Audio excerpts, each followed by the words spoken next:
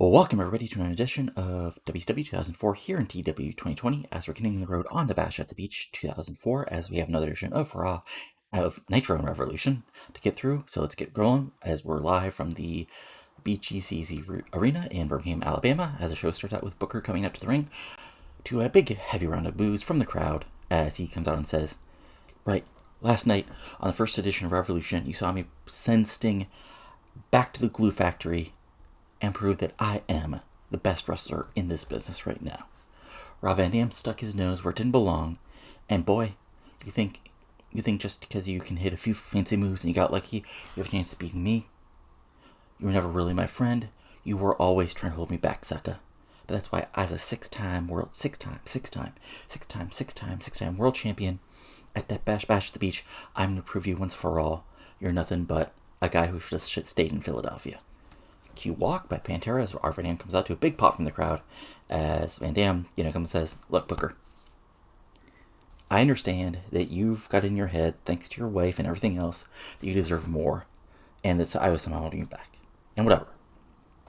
I can move beyond. But the reason I came out Revolution is because you went past the line. You beat Sting. That was a huge win for you. You could have quickly pointed to the fact, hey, you beat Sting right in the middle of the ring without much help. Well, you had to go over the edge to try to prove a point. Well, but man, that's not cool. And I'm going to come out there at Bash at the Beach and kick your ass. But why don't we just do that tonight?" Big pop. He says, no. I'm not going to avoid world title matches for free once again, just to appease these idiot fans who are never really behind me. You're going to have to wait to Bash at the Beach. Take me on. Cue Keenan Sharpe's music as he gets around boos. Hickman says, as RVD just is sort of confused, he looks over at Sharpe and says, "What do you want?" Well, I heard you guys fighting about why you wanted to fight tonight, but I agree with Booker that a great man such as himself shouldn't be putting forth big world title matches against these people who need to be led along a better path. But, Booker, I am offering myself as a tag partner tonight in a tag team match with you, the current world champion and the soon-to-be, once again, United States champion, walking the path together to take on RVD and a partner of his choice. Booker says, "Sucker, I'm down for that." And RVD says, "Fine," but before he can even send back some interesting music hits, out comes Tajiri, and he just stands behind RVD, points at Sharpe, and then spits his mist in the air. And it looks like we have a tag team match set up for later tonight. Solid stuff, 95. Sharpe probably hurt that a little bit, but still, 95. A little 5-point loss is worth getting Sharpe more over in Big Angle and having Tajiri around as well. Then we come back from commercial, and out comes the chosen few, Mark Jindrak, Jeff Jarrett, and Simply Johnny Devine, as, Jarrett and Jindrak, put over the fact that, we have taken apart Keenan and Flair. They've run away like scalded dogs, and Mark Jindrak proved on Revolution why he's the future of this business by defeating Ric Flair right in the middle of the ring. Don't ignore the fact that John Devine and Jarrett got involved, but hey, Jindrak stands, but he's, Jarrett falls over by saying slap nuts. But you also understand Mark Jindrak is a fighting television champion, but he wants to give a young, up-and-coming wrestler a chance tonight. And some music hits, and out comes who's put forth by the announcers as Keith Walker, a wrestler currently in the developmental system here in World Championship Wrestling, now getting a huge shot on Nitro. And Walker just goes in and starts fighting with Jindrak immediately as the bell rings, as he's a big old brawler, as this gets a 71, solid stuff. Yeah, probably should have just done Walker as a cameo, but still, 71 is not bad. And in the actual match, an extremely short match, Mark Jindrak defeated Keith Walker in 5:04 by pinfall. It says with a super kick, but probably some sort of wacky suplex or DT or something. As Jindrak's right, no, he didn't do the super kick. Anyway, he hits something, and he basically wins. Obviously he's healed, so he does some low blows or some eye pokes or something to get advantage. Walker looks good fighting back, but Jindrak with the big win, as this gets 61. Unfortunately, they don't click, so it's sort of sloppy, wild. But Jindrak gets a 67. Keith Walker gets a 48, as Jindrak makes another defense of his television title. And Jindrak celebrates afterwards to a 72. So, good stuff. Then we go backstage, where Jeremy Borash is with America's Most Wanted, and they have a big tag match tonight against Jen London. And, Storm says, we're unhappy that we didn't win the Four Corners tag match, get that tag title shot at Bash at the Beach. But we're just going to keep on fighting, and keep on kicking ass, and show us that there's no tag team better and WCW right now than America's Most Wanted. Even in a wild four corners tag team, some other people can get lucky. And we're going to prove tonight that we're on our way back up to the top. And if you're in our way, sorry about your damn luck. That ran by accident, but 74 solid promo from both Harris and Storm. And then we have the same Brother Ray video as from Revolution. So, Brother Ray is on, basically video of the streets, run down, apartment buildings, corner stores, garbage cans, all that fun stuff from the city. And the same Brother Ray voice, saying, I grew up in the streets, I found the extreme, and now I'm coming here to WCW on my own to prove that Brother Ray can stand on his own. So 766, solid stuff, as Brother Ray, gets over as he gets ready for his debut here in WCW. And then we have a fatal four-way match for the number one contender for the women's title, as anybody had decent wrestling, but didn't have much heat. Nikita Colt gets a big win, defeating Lexi James, Angel Fox, and Celine Cartier in 8:49 when Colt submitted Cartier in 65. So this gets a 65 overall. Colt gets a 65. Lexi James gets a 54. Angel Fox gets a 55. Celine Cartier gets a 57. So fun little match, but eventually Lexi and Angel just get each other's way too much, and they start brawling, and that allows Colt to lock in a quick submission on Cartier in the middle of the ring and get the tap out before James or Fox can get back in and break it up. So a huge win for Colt as she becomes the number one contender once again, and actually a really solid match. And post-match, Colt celebrates to the boos of the crowd as this gets 67 as the entrance put over. This is a huge match for Bash at the Beach, as it's going to be Nikita Colt versus Gail Kim for the WCW Women's World Championship. And yeah, okay, good stuff. Then we have a backstage words are hard. Roman Legion promo as it gets to 56 as Jonathan Torre says, "Together with my men, we will bring the Roman Empire back to its glory. Together, as Romeo and Swinger, will take the tag titles off of whoever is in our way, cutting through the tag team division like many brave youths cut through Europe, and I myself will rise to the top of professional wrestling, becoming the Caesar, becoming the emperor, becoming the ruler of this business. And there's nobody that can get in our way. Caveat NPR, but we will win no matter what."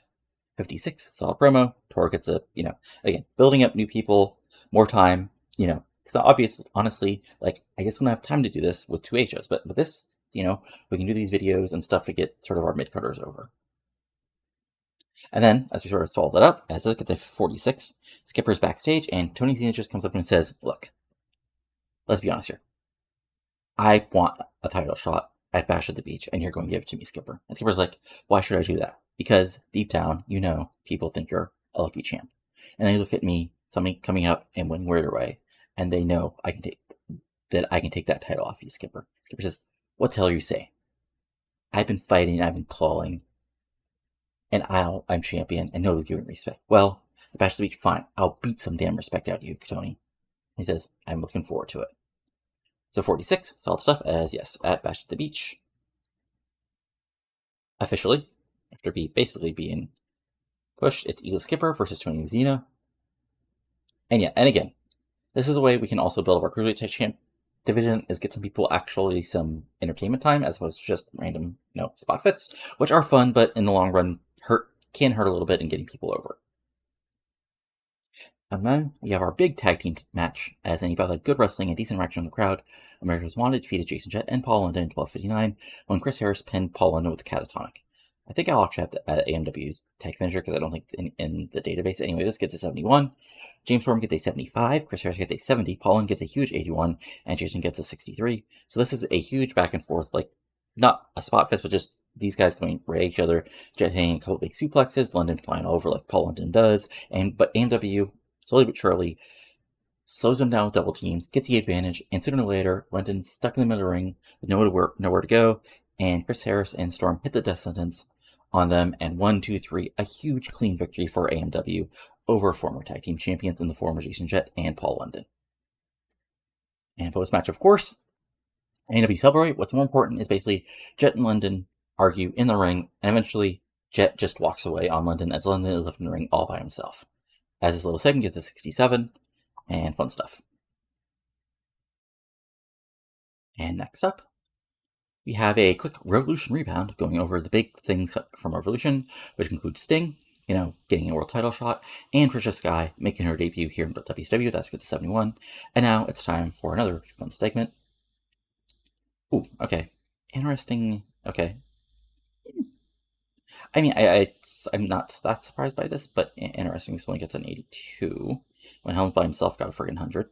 That's interesting. Anyway, so Shane Helms comes out with Gigantes beside him, and now there's like a kind of a set in the ring.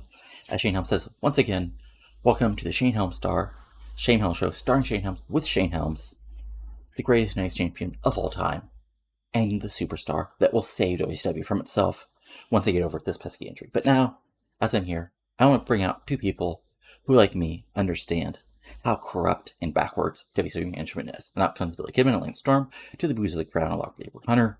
Helms put over, these are former tag team champions. Hell, Kidman and Storm were even U.S. champions. Not quite as great, but pretty damn great.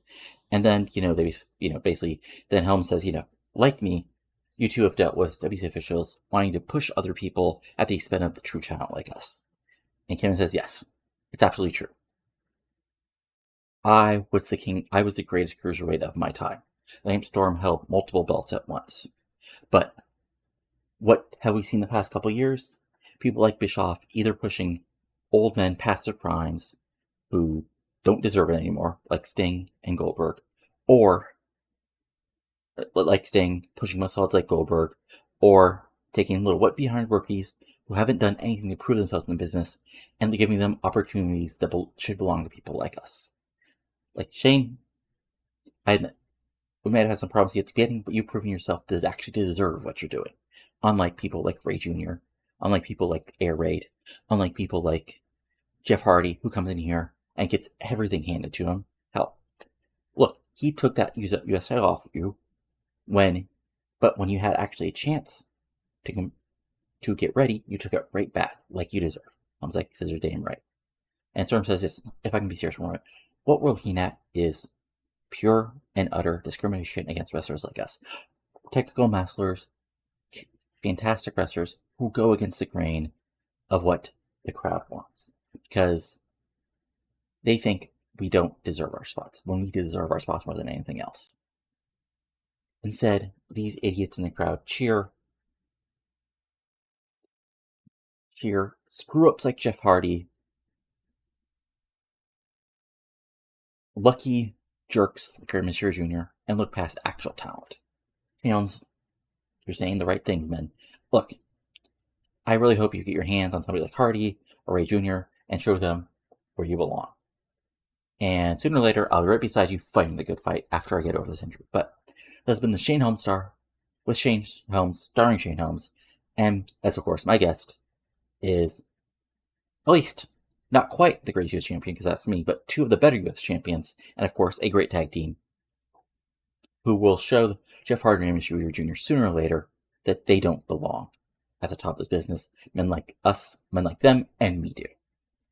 So again, fun little thing, putting Helms over as this gets an 82, and we move forward. Alright, next up, after the commercial, we have backstage here, McGrath trying to catch up with Paul London, and he's just like, look, I don't know. Look, me and Jason, we're doing so. We thought we had it back on track, but the last couple weeks, I don't know. He just walked away on. Okay, we haven't been training together. He's been out on his own. I don't know what's going on with him, but it looks. I have to do things for myself now, and I guess that's just what has to happen. And then he just sort of walks away. His brush, explaining back to the announcers. It looks like the Paul and Jason Jet team is now over. As he gets to 54, as it was only. Well, it wasn't that long, and also, Paul London is not what you call a dynamic presence on the microphone. And then we go backstage where Gail Kim is, talking to some random backstage person, and then she basically turns around, and Nikita Colt is coming out right next to her. And Gail's like, hey, ice bitch. And Nikita Colt's hilarious. I guess that's what you Americans think of humor. Gail's like, Yeah, when I think of humor, I'm talking to a lady who thinks ice in her veins is something interesting to say. Because regardless, that belt belongs to me. And in a few weeks, I'm taking back my property, and you're going to tap out, or you're going to hear your bones stop clicking. So get ready for that. Yep says, Colt, Nikita, I remind you why I'm the head bitch in charge of this division. And Bash the Beach, I guess I'll just have to do it again. 77, good stuff, building things up, and these guys are actually charismatic and are good on the mic. Fun stuff. Then we have, what's basically a squash here, as Morningstar defeats Conan at 626 by pinfall at the last rights. This gets a 70, Conan gets a 49, Morningstar gets an 81. Just like, Conan gets a little bit of offense in, but in the end, Morningstar is basically a main event guy. Conan is slowly going to retirement. And eventually Morningstar just gets advantage and hits the last rights right in the middle of the ring, nowhere for Conan to go, as he gets the 1, 2, 3. But what's actually more interesting here, as post-match, out of nowhere, Chuck Palumbo comes through and he just wallops Morningstar, and the fight is on. As they start fighting, Palumbo gets the advantage because he's bigger. He took Morningstar behind, and he throws him against the off the ring apron towards the guardrail, and they eventually Morningstar sort of like gets a little bit of fight in and sort of goes off.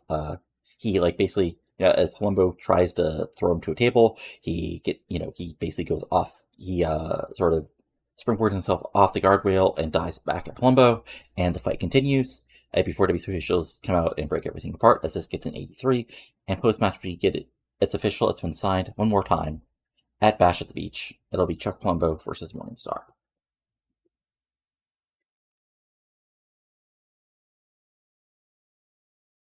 As we move forward, as we're backstage, as Canyon is backstage, and he sees Simply Johnny Divine standing by himself.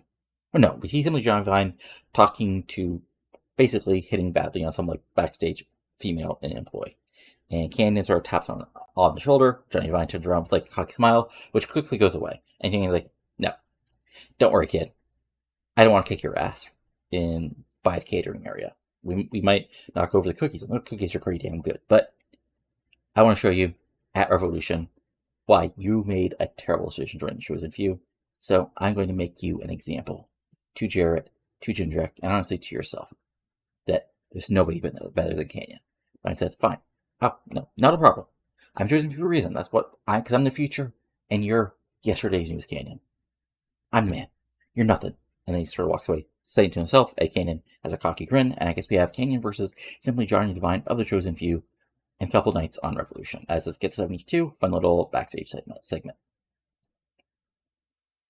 Then we go backstage, which, okay, sort of did the same sort of angle twice in a row, but what can you do? As Air Raid are, backstage, going over some stuff, getting, actually, yeah, I think they're sort of filming a commercial at a beach set.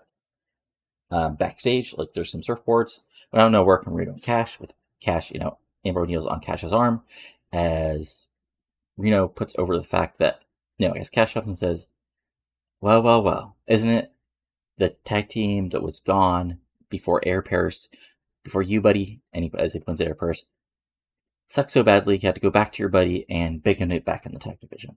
Well, here's the thing. I want to give you an example of why you shouldn't have done that. So, at Revolution, I want to take on one of you, and I want to prove why myself, the bully weight of the Cruiserweight division, can kick any of your ass, and just give you a little preview of what's going to happen to you at Bash at the Beach from the greatest tag team in the business today. AJ and Eris sort of not each other and agree, and it looks like we've got a big match between Cash and a member of Air Raid at Revolution. At 67, fun stuff. Air Paris is a little underwhelming, and what can you do,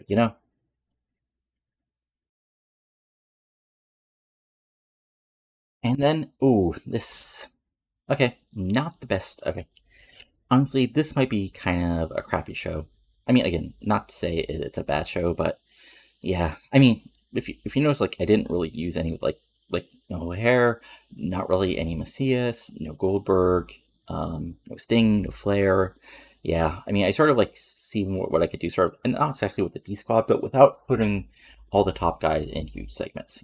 Kenny had a little short segment, and even Jarrett, who's really good on mic, had a short segment. So I just wanted to see if like I need those people in long segments to get a really good rating, and we'll just have to see. Anyway, though, in a superb match, RVD and US champion Yoshihiro Tajiri defeated Keenan Sharpe and WCW World Champion Booker in 1652 when Rob Van Dam got the big win, pinning Booker T with a 5-star frog splash. This gets an 82, Tajiri gets a 72, RVD gets a 92, Booker T gets an 88, Keenan Sharpe gets a 77. Was there anything really hurting it? Okay, low announcing work, low morale. Okay, I mean, nothing too terrible. I mean, mine maybe got hurt a little bit. Maybe would have been an 85 without some of those knocks that are avoidable. But what can you do? Anyway, back and forth match, and you managed this basically eventually falls apart to basically the two feuds. And in the end, RVD is able to hit the big, able to hit the big rolling thunder, hit the big backbreaker, go up top, hit the 5-star frog splash on Booker, and get a huge victory over the world champion just 2 weeks before Bash at the Beach. As we move forward, and then post-match, RVD celebrates and points at Booker, making the belt motion before pointing to himself and saying RVD as the crowd pops, as the show ends, as this gets an 87, and overall, we're looking at still an 85. Okay, so not quite as bad as I thought. So, but probably could have been 90 with like another really good segment. So we'll just check what happened at Raw, and then we'll move forward to Revolution. So obviously with any weird that I got included. As we look at Voice the Grade. Not great stats, boys. Sorry, you're gonna be in these forever. It looks like. Right, so first is a male. Interesting, okay. So let's look at what Raw did, okay. Devon Dudley defeated Blue Boy, Matt Hardy defeated Matt Hardy, Triple H beat down The Undertaker, Outcast defeated the Little Fellas, which is fun. Chris Benoit defeated Nick Dinsmore in a random 96, because of course it was. DDP and Bump and Grind, Fatu and Venus defeated TNA and Kevin Nash. Shawn Michaels defeated Rodman in a squash. William Regal defeated Bradshaw.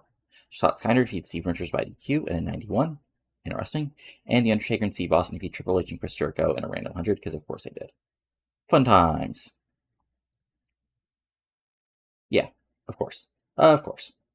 Anything else of note going on here? Some struggle. Not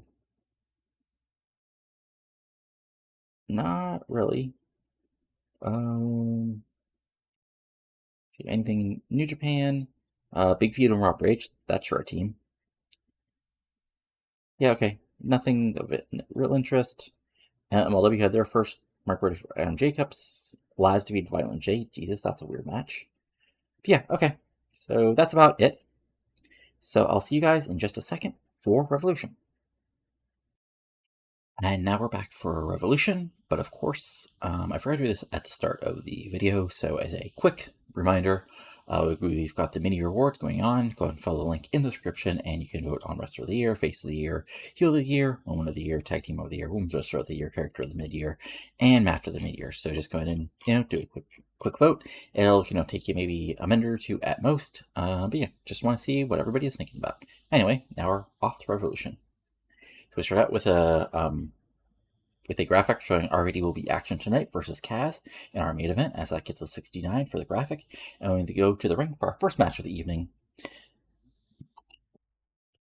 As a decent match, Cash, one half of the WCW World Tag Team Champions, defeats Air Paris at 9:14 by pinfall with the dead level. This gets a 74. So of course Amber O'Neal does get involved, but in the end, the bully weight just uses his he slams, suplexes, some hard strikes. Eventually, he just gets the advantage on Air Paris, and with nowhere to go, Cash hits his finisher 1, 2, 3, and actually gets the basically clean victory on Air Paris right there. As this gets 74, like I said, Cash gets a 76, Air Paris gets a 62. Really good match and really good opener, and just sort of occasionally you have to give your heels clean wins in feuds just to remind people they aren't just total losers who can't do anything about cheating. And post match, Cash and Amber O'Neal celebrate by making out as they do with tradition, as Cash points at the belt and then laughs at Air Paris as he slowly gets up. As this gets a 57, and we move forward, we go to the back. We have a Canyon promo backstage as he starts out by saying, "For way too damn long, me and Rick have been stuck taking care of our mistakes." And now those mistakes are leading to further mistakes and further trash that we have to clean up. Simply John and Vine, maybe you'll be something eventually. But right now, in that ring tonight, you're going to have to face a former world champion. A man that nobody is better than. A man that clawed his way to the top. Me. If you think I'm going to take it easy on you, Divine, you've got another thing coming. Just remember, you'll have to be reminded that nobody is better than Keenan. Nobody. And Keenan walks away. As this gets an 80, quick promo, and yeah, does good. And then we cut backstage where Angel Fox is outside of Bischoff's office. But then when she goes, but then as she goes to knock on the door, Lexi Jane walks out as she's talked to Bischoff, and Angel Fox is like, "What the hell are you doing? Are you trying to do what I want to do?" Lexi's saying, "Well, look, I think it's obvious who actually deserves the first match against Tricia Skye. Sure, you went out there and talked your talk, blah, blah, blah, you're the big star, whatever, but I'm the more talented wrestler. I'm the former women's world champion who actually deserved it." And yeah, you finally realize that these fans don't deserve you, but you still think all your downloads, all your magazine work, all that BS counts. But I want to wrestle Tricia Skye in the ring, and a reminder that wrestling is what matters, not how good you look in a bikini. You still think that. Fox is like, "Look, you're just jealous, just like everybody else is, that I'm the most important star here in the women's division. And Lexi, I want to talk to Eric and convince him that I deserve the spotlight, as I always do." They sort of stare at each other, then Angel walks in as this gets a 59. Fun little stuff to set things up, as it looks like plenty of women in the division want the first shot at Tricia Skye in her WCW debut. Then we have an interesting match as Angel had decent reaction from the crowd, but surprisingly, Jonathan Torre defeats Sabu 9-28 by pinfall. As back and forth match, Sabu does his Sabu stuff, does some, dives off chairs, some punching, some brawling, and, eventually even does it out to the outside on Torre. But Torre comes back with some cheating, hits some suplexes, and eventually hits his roaring elbow type maneuver, which I guess I never put in as a finisher. Maybe I did. I could have swore I did. Anyway, Torre eventually comes back, hits some low blows, hits a quick side soup, hits a quick sort of modified Samoan drop, and then as Sabu gets up, Torre drills him with the Roman elbow. 1, 2, 3, clean pinfall right in the middle of the ring over an extreme superstar like Sabu. As like I said, Torre gets a 62, Sabu gets a 40 because, honestly, he's getting older, wasn't that over when I signed him, but he's still Sabu, so, why not use him to put over younger people, which I just did. But then post-match, what happens is the rest of the Roman Legion come as Sabu gets out, and they just begin kicking the crap out of him. Sabu tries to fight back 1-on-3 because he's a madman, and even gets a quick sure shot in on Swinger, but eventually it's a 3-on-1 when suddenly the lights go out, and when the lights come back on, it's the Sandman makes his re-debut here in WCW and just goes wild, swinging chairs, swinging his cane at Romeo, Swinger, and Torre as all three men run away. And then Sandman helps Sabu up and points his Singapore cane at the three members of the Royal Legion on the outside. So this gets a 64. Fun stuff. As Sandman makes his debut. Honest just need some more people on the roster to fill out 2 hours. He's decently over, decently talented, and all that fun stuff. And plus, I thought Sabu and Sandman would be a fun little undercard tag team. Gets a very good gimmick, so there we go. And then we go backstage as Angel walks out of Bischoff's office with Bischoff trailing her, very upset. And then Lexi James comes over and says, "Well, I see Eric has let you know that I'm obviously the choice to face Tricia Skye." And Angel is about to speak when Eric says, "No, here's the thing. You're both very talented wrestlers. You're both two of the best wrestlers in the women's division. But I think what we need, along with the women's world title match at Bash of the Beach, is a big all-star tag team match to introduce Tricia Skye to WCW in the correct way.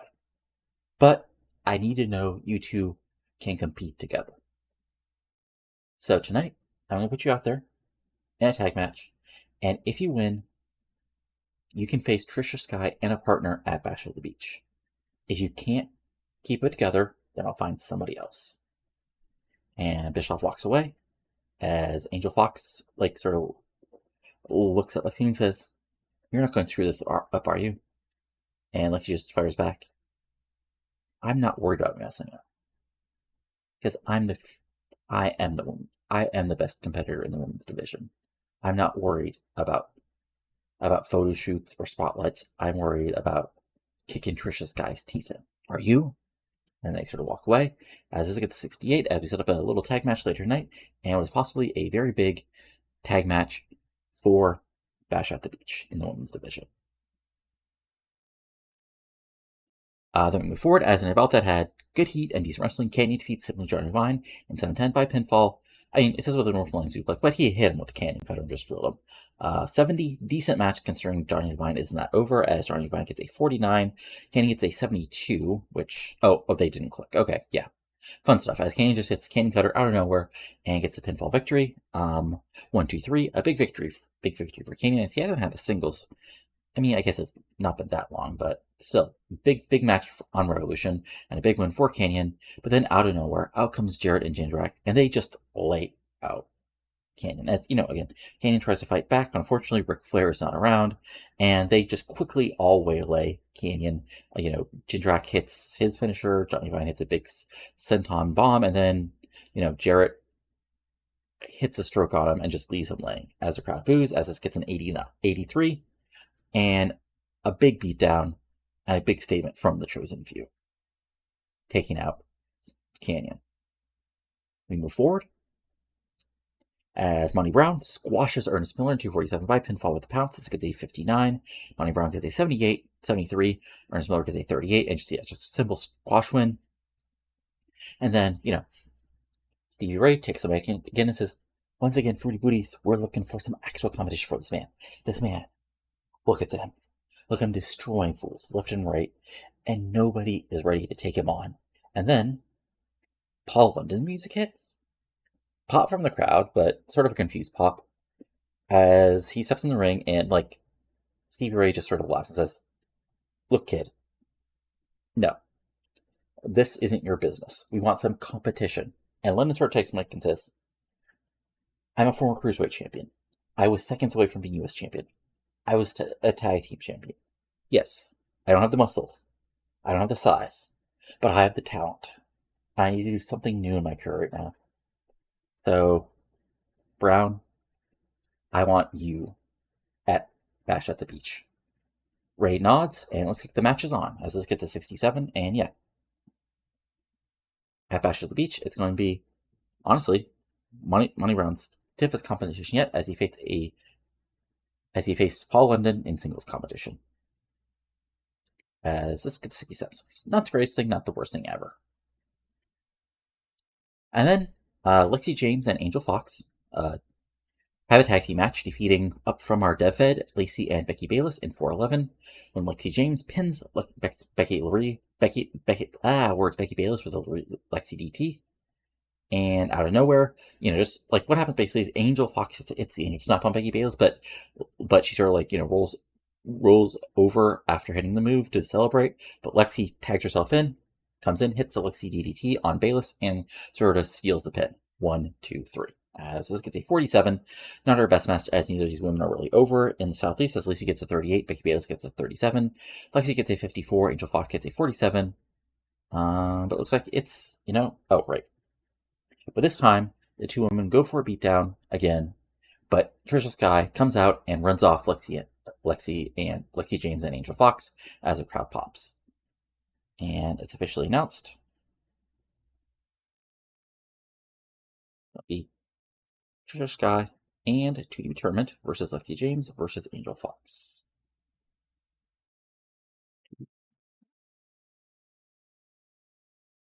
Oh, shit. Okay. Well, I guess I'll just announce it now. Well, okay. That match is going to happen. There'll be Angle to set up a tag partner on Nitro, so I'll just add this off screen for you guys. But yeah, there you go. That match has officially happened. Skye and a partner to be named versus Angel Fox and Lexi James. As this gets to 62. Fun times. And then we have our big semi-main event as the feud that has been going on for the past couple weeks continues as in about that great wrestling and good heat. Rey Mysterio Jr. defeats Lance Storm in 12:39 by pinfall with a springboard hurricanrana. So back and forth, awesome match. The Onyx Storm is one of the best technical wrestlers in WCW. Rey Mysterio Jr. is Rey Mysterio Jr. So, fighting back, Storm goes for the maple leaf. Rey fights out of it, grabs the ropes, hits some flying moves, has a big dive to the outside to a big on helo, plancha, big springboard moonsault. Looks like Storm, he's going for the Canadian leap again. But again, eventually, Rey Jr. is able to hit a few big moves in a row and then hit the springboard hurricanrana and get the huge pinfall victory over Lance Storm. And honestly, his biggest win in a little while. As overall, Rey Jr. gets an 85, Lance Storm gets an 83. And then post-match, what happens is Storm and Kidman go after Rey after the loss, but Hardy makes a save, and there's a big standoff as the crowd pops as this gets an 87, as everybody, is looking for a fight. And after the commercial, it's announced that it's been signed for Bash at the Beach.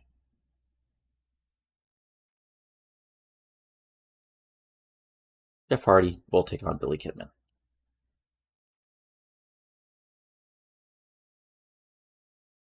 So that gets an 87. So honestly, I think our best segment so far? Yes, our best segment so far. Now it's time for the main event. Match itself gets an 81, which is honestly kind of disappointing. Probably could have pushed it for longer, or maybe not had it called in the ring. Let's see, was there anything that really hurt it? Very hot crowd. Okay, I mean, no. Oh, I forgot to add the world storyline. Okay, that probably hit to 83 or 84. Anyway, really good match, back and forth match. Isabel had great wrestling and good heat. Rob Van Dam defeats Kaz in 7:29 by pinfall with a 5-star frog splash. So Kaz gets his kicks in. Actually, it looks like he's getting close to victory, but RVD fights back, and because he's RVD, eventually hits the big Van Dam ladder, goes up top, hits a 5-star frog splash. 1, 2, 3, 81. RVD gets a 93. Kaz gets a 74 as he just, looks like a star, and RVD celebrates afterward to a 69. So, of course, the show isn't quite over, as what happens next is after the commercial, Sean O'Hare's music hits, and I really need to find some, big song for O'Hare to use for this time period.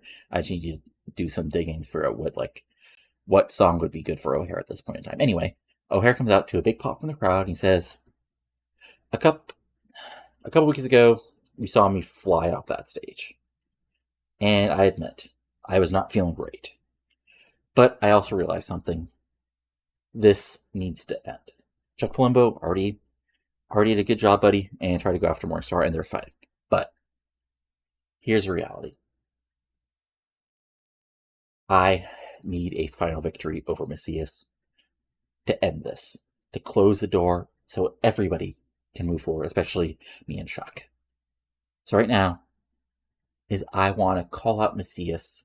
I want to call him out for a match that will actually end this once and for all. Because the future of WCW needs to look towards the future, not be stuck battling the darkness forever. I need to end the darkness. Big pop for that. As then, spooky, whatever Morningstar's music hits, out comes Morningstar and Mesias. And Morningstar says, what you don't understand is you'll never be rid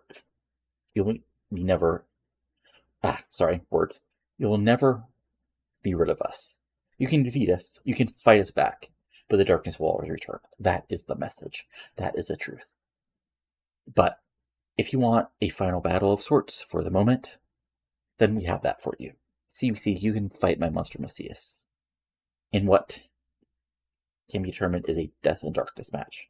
See, what will happen is you and Mesias will both enter a locked room. You will fight, you will battle in the darkness against each other. And then one of you will drag the other out into this ring and you will defeat them. But it won't just be a ring out here. It will be a ring surrounded by destruction. Tables, thumbtacks, glass, fire. All of it will be available to either of the competitors. And all you have to do is finally destroy and defeat and take them out once and for all. But no, not for a 3 count, because that'll be easy. No. A 10 count. Only when somebody can knock it up is when this battle will be lost. Are you ready to accept that? Are you ready to accept the chance, O'Hare? that no, you will not be the bright new shining face of WCW, but you'll be the afterthought as you're laying recovering from wounds. O'Hare says, I've never been tired of. I've never been scared of a fight. So yeah, you want to send your Munster after me one more time, Morningstar? Fine. I'll take him out, and you'll be watching from the back, maybe from the hospital after Chuck gets done with you, as I destroy Mesias once and for all. So there we go. This gets a 94. Better not. Okay. Yeah, good stuff. 94, really good stuff. It's officially set up for Bash at the Beach. One more time. O'Hare and Mesias. And basically, it's kind of a version of the Munsters Ball match. Not quite that, but kind of, including the locked door stuff and all that other fun stuff. You just see. Let me look at their match history. Okay, so they've only had one one-on-one match. But of course, they've been battling off and on, since, honestly, the beginning of the year. So fun stuff. Yeah, so that's pre-booked. And the show overall gets an 83. Okay. Not our best show ever, honestly. But again, in the past few shows, you do not see Goldberg. You do not see a long Flair segment. You really didn't even see long Booker. Sort of saw a long Booker segment, but that past couple, what's the word I'm looking for here? The words are hard.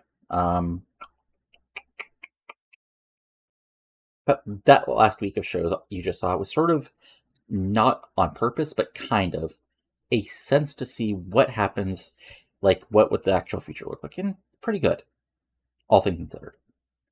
So, oh shit. All right. I forgot. Okay, so need to do 85s though, or 84s, right? Because yeah, TNT and Sky One is unhappy. Let me see here. What is the broadcasting look like? Sky One, Revolution. Oh, 84. Okay, so literally a point off. Okay, I mean, that's a fine. I can normally do 84s or 85s or whatever. Okay, I mean, again, not the end of the world. I'll just have to, do that a lot. But yeah, so as a quick check to do what, see what WWE did for their SmackDown. So SmackDown had, Ivory defeating Cherry Slice. Tea Time of Regal, Richardson Hall defeating Billy Gunn and TNA. We had Steve Austin defeating Matt Classic by DQ. We had Kurt Angle defeating Nick Dinsmore. DDP defeating Bradshaw. Chris Jericho defeating Perry Saturn. And in the main event, Big Show and Shawn Michaels defeating Chris Benoit and Triple H. So fun stuff. So again, NWA Wildside. I think, yeah, you guys did not see. Yeah, you guys did not see the weekly. Right. Okay. You guys did see the weekly house show, but you did not see the last TV. Okay, I think that's right. So on the pre-show, Tony Jones and Travis Tomko defeated Claudio and JC Daz in a 43. Chance Prophet defeating Adam Ortiz in a 44.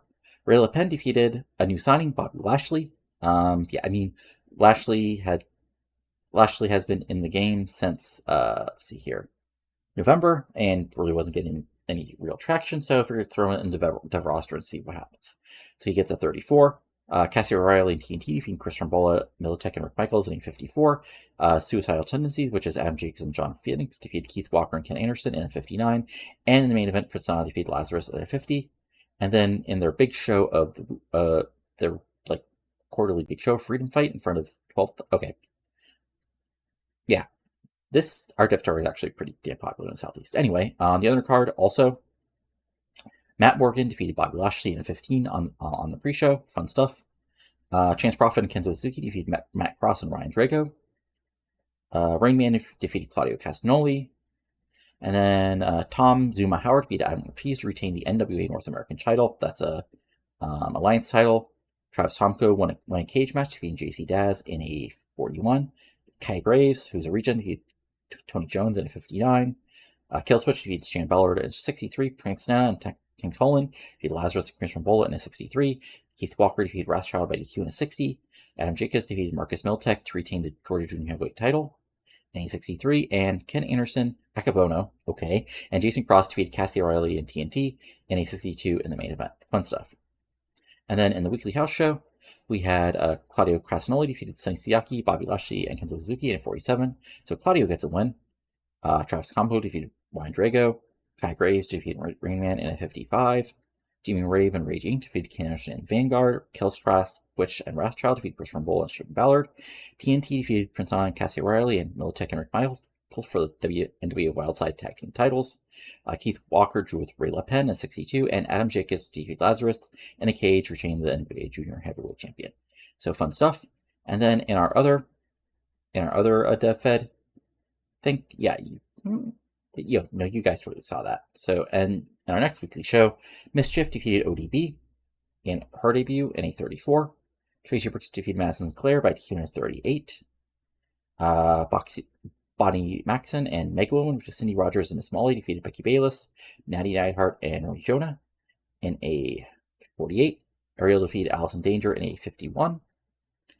Anti-Authority, which is Lacey and Kim Nielsen, defeated Shirley Wilson and Vinette Nasa Harding in a 55. And Social Scene retained the tag titles, defeating Lee Osaka and Beth Phoenix in a 54. So fun stuff. But yeah, I think that's about it as far as news. ROH is having weird shows. So we're in a world where the big ROH main event in 2004 is Trent Acid defeating Joel Maximo, Johnny Spade, and Dixie, defeating the Pure title. Jay Lethal on the undercard, Nicole Bass in a women's match. Interesting stuff. Oh, right. I forgot to show you guys what the WWE Dev Feds have been up to. So first, where are you, Ohio Valley? Or no, first let's go with HWA. So yeah, first part, which is Andy Douglas and Rocky Morrow defeated Corey Castle and Jimmy Jacobs. Scott Fick defeated Alex Shelley. Ricky Shane Page defeated Skinhead Ivan. Matt Bentley and the Outlaws defeated Joel Grunge and Capitelli and Shark Boy. And Matt Striker defeated Charlie Haas. And then in their big, basically, I think it's monthly show, Club Deluxe defeated Skinhead Ivan and Jacobs in a 40. Andy Douglas defeated Alex Shelley. Ricky Shane Page defeated Corey Castle. BJ Whitmer and Pinpoint defeated Excalibur, Capitelli, and Shark Boy in 51. Matt Striker defeated Joel Grunge in a 50. And Tommy Mamluk defeated Charlie Haas in a 57. Fun stuff. And then for NWA, Ohio Valley, let's see, what's of use? Riptide defeated Sharon Stock in a 53. Ricky Consino defeated Too Tough Tunny. Lance Cage New York kept the tag titles. And CM Punk defeated Homicide in a 73. And then for their Saturday weekly rope shows, CM Punk defeated Justice in a 70. Lance Storm and Chris Jordan defeated Homicide and Shelton Benjamin. And I think that's it. Yeah. So fun stuff. Hope you guys enjoyed it. Again, go ahead and follow the link to go ahead and vote in the mid-year awards. We've also, have Bash to the Beach coming up. So yeah, if we look at, again, the pre-booking for that so far, where is it? Yeah, so we've got, Booker versus RVD for the world title, Chuck Palumbo versus Morningstar, Skipper versus Cousinho for the Cruiserweight title, Jeff Hardy versus Billy Kidman, Sharpe versus Tajiri in a rematch for the US title, Brown versus London, Nikki Colt versus Gail Kim for the women's title, Sean Hare versus Mesias in a Death and Darkness match, whatever that is, Silver City Rollers defend the tag titles against Air Raid, Wright and Chava versus Jamie Noble and Ebony Sable in a big tag match, Trish Stratus and partner to be Torre versus Angel Fox and Alexi James in a big women's all-star tag match. So that's it for now. If you've enjoyed this, go ahead and give it a like, comment below what you're enjoying and not enjoying, and of course subscribe to the channel for lots of other TEW 2020 content eventually. But that's it for now, so talk to you later, and adios. Have a good one.